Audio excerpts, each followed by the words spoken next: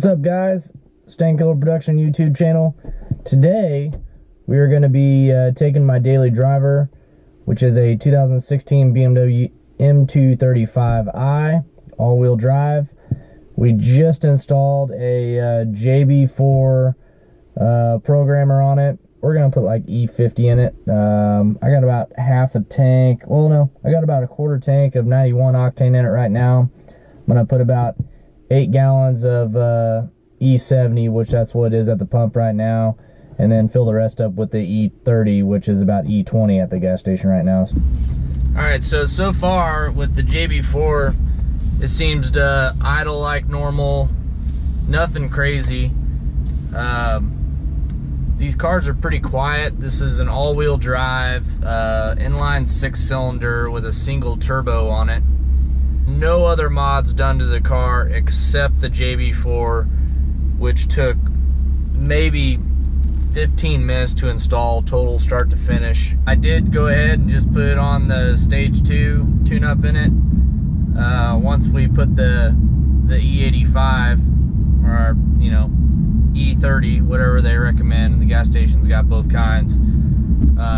It should be fine to leave it on the stage 2 setting. I don't know what the boost is supposed to be on that setting. I want to say it was like 18 pounds, I think.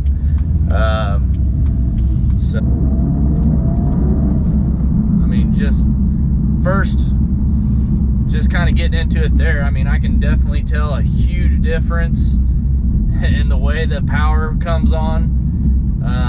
Night and day, honestly. And it's pretty crazy. The fuel gauge turns into almost a boost gauge.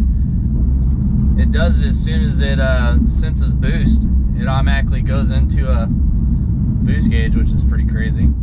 I kind of live out in the middle of nowhere in South Kansas City, so I used to be able to hop right on the highway from my house about a year ago, and then I moved out here. I gotta drive through all this residential crap, and they police it pretty well too. It seems like it's 25 miles an hour everywhere you go in this town. All right, I'm gonna do a first gear pull.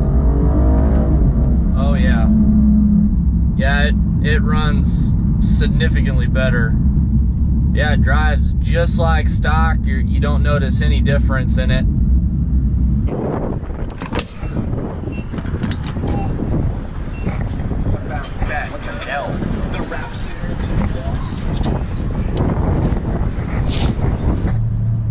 I'll kind of show you guys kind of what I was talking about on the dash. See how the fuel gauge, it like turns into a almost like a little boost gauge, and then as soon as you just start driving normal, it goes back. All right, we'll do a short little pull here, starting first gear.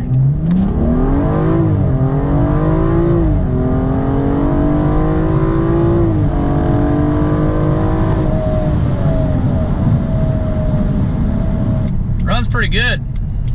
Yeah, so the power band's great now. We just did pretty much a 10 mile an hour to almost 90. Went really well. I was very, very happy with it. It's my first non-Chevrolet I've owned since ever.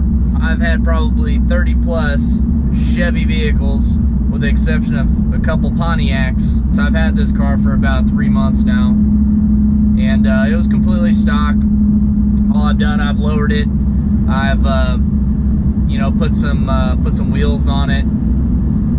Did a couple of the the splitter and the spoiler and stuff, just kind of make it look a little bit more nicer looking. Stock, they're kind of bland looking. They got real tiny narrow wheels on them. So yeah, just changing the wheels and lowering it made all the difference for the car. Then I was like, well, I want it to be a little bit faster, so I did some research, saw the JB4 thing. You don't have to flash the computer. It's literally a plug-and-play deal.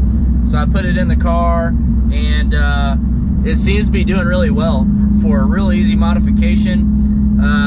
We put some E30 in the car, and it feels like it picked up 50 to 60 wheel horsepower over stock easily.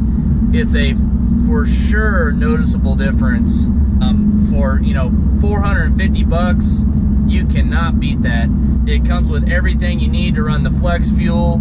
It's all literally plug and play. You don't have to splice any wires, nothing. It's as straightforward as it can possibly be. Next video will be probably taking this car to the drag strip and seeing how it does in the quarter mile. I'd love to race someone with like a, you know, a newer Mustang with a V8 in it, GT, Camaro SS. Would love to, you know, get a run in with one of those cars just to kind of get an idea where it's at.